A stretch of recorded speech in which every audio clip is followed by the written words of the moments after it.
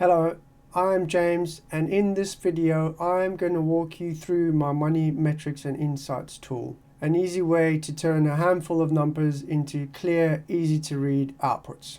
But before we start, a quick disclaimer. I'm not authorized by the Financial Conduct Authority, and this video is for educational purposes only. It's not financial advice, it's not debt advice, and not a personal recommendation. The tool produces estimates based on what you enter, and it won't capture every detail of your personal situation. If you need personalized help, speak to an FCA-authorised professional or use a free independent debt advice service. One more thing, this tool can export your entries into a file on your device. That file contains personal financial information, so store it securely. In this demo, I'll be using example numbers so you can see how the screens behave.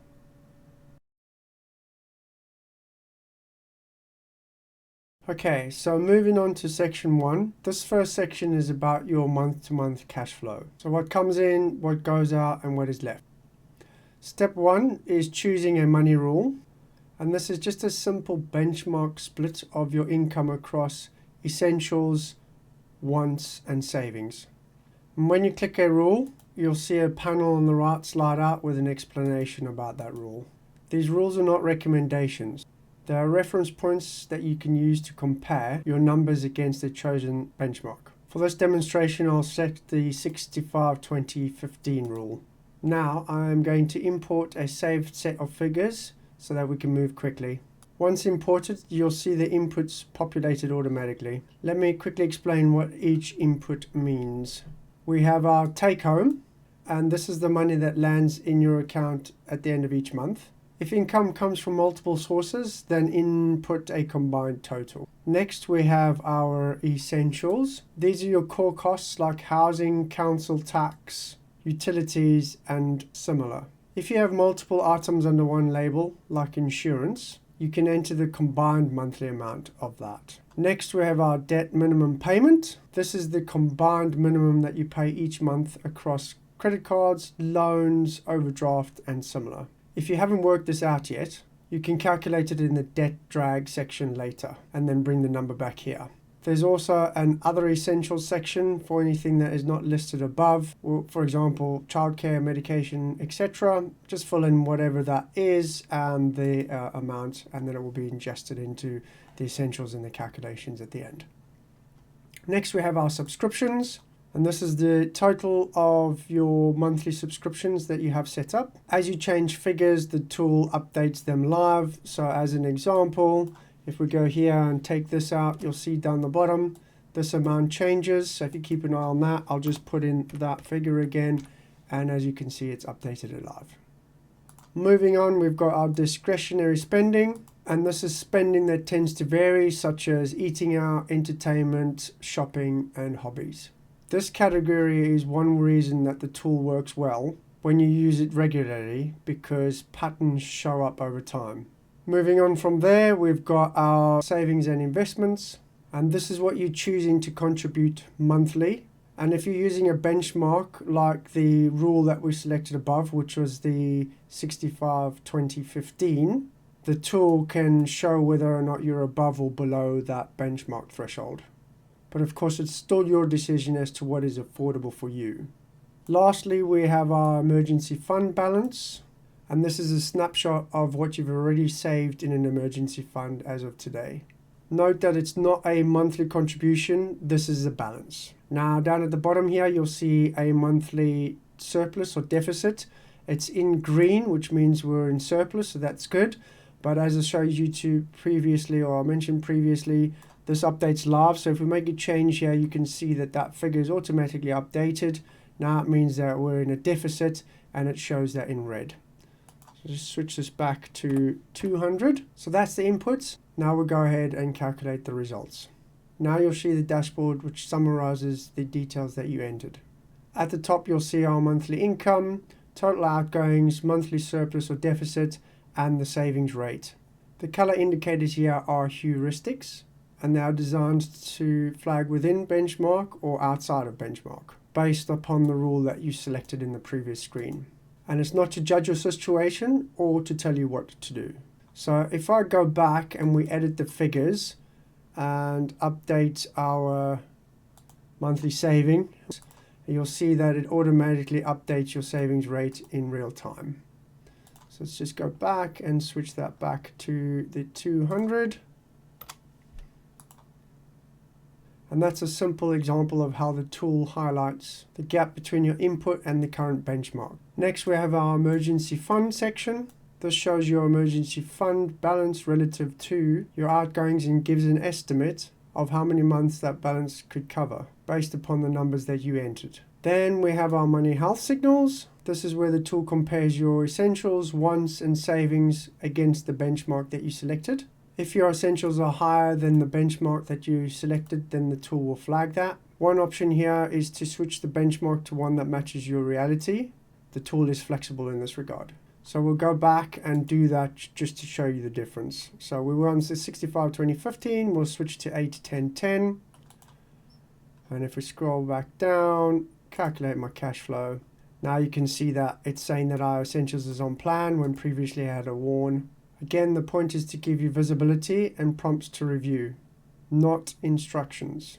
Further down, you'll see a breakdown of your categories, your minimum living cost estimate based on what you entered as essentials outgoings, a full itemized breakdown of the numbers that you'd entered, and finally we have our educational insights, short observations to highlight where your figures diverge from the benchmark you chose. At the bottom, you have a few practical options. You can export your cash flow entries to a file on your device, and you can print and save as PDF if you want to keep that for your records. Just to note that if you save or export files, remember that these contain sensitive information. So that concludes cash flow. Next, we'll move on to debt drag.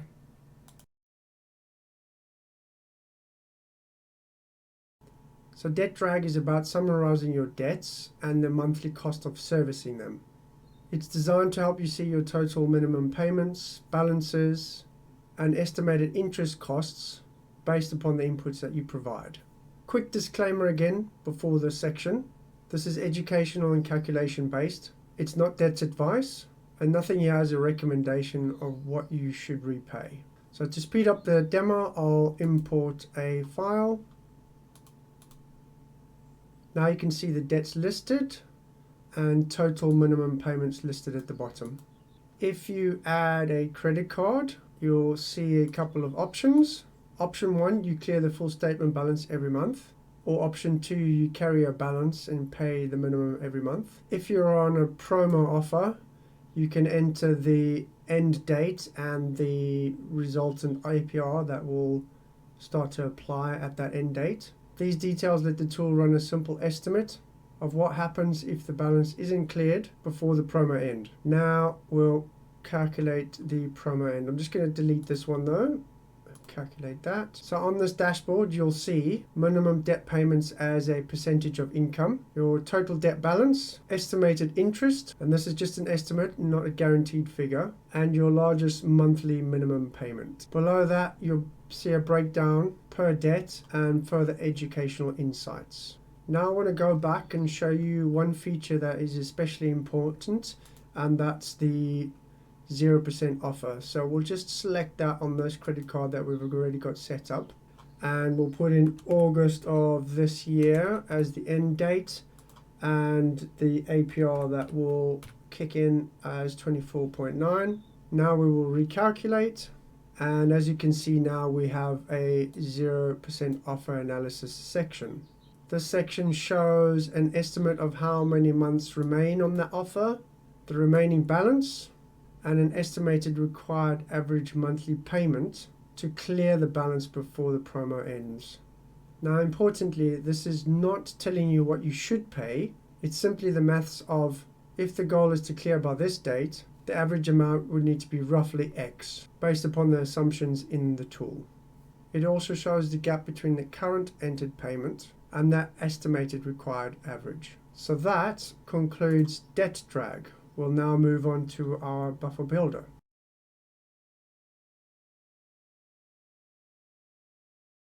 So buffer builder helps you map out two things: an emergency fund buffer and sinking funds. Sinking funds are costs you expect but that are not monthly, like annual car insurance renewals, MOTs or holidays.